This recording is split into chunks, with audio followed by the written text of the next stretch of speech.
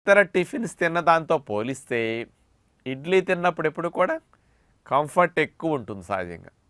అంచేత ఇడ్లీ మంచిదంటానికి ఆయిల్ లేకపోవటం, తేలిగ్గా అరగటం, హాయిగా మత్తు లేకుండా హెవీగా అనిపించకుండా ఉండటం ఇవన్నీ మంచి లక్షణాలు. మరి ఆయిల్ లేదు మంచిదే, మరి ఇడ్లీలో ఏమి లాభాలు ఉన్నాయి?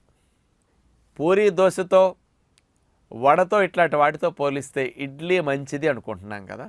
ఈ మంచిది ఎలాంటిది అంటే నేనేమంటానంటే, కాఫీతో పోలిస్తే టీ మంచిది, మాంసంతో పోలిస్తే చేప మంచిది, పంచదారతో పోలిస్తే బెల్లం మంచిది, విస్కీతో పోలిస్తే బీరు మంచిది. దాంతో కంపేర్ చేస్తే పూరీతో, దోశతో, వడతో పోలిస్తే ఇడ్లీ మంచిది. కానీ ఇడ్లీలో మంచి అంటానికి ఏమున్నాయి చెప్పండి? అది నేను అనేది ఇక్కడ. ఇడ్లీ తింటే జబ్బులు వస్తాయని మీరేమంటలేదు ఎప్పుడు. కానీ ఇడ్లీలో ఏమి లాభాలు ఉన్నాయి, నష్టం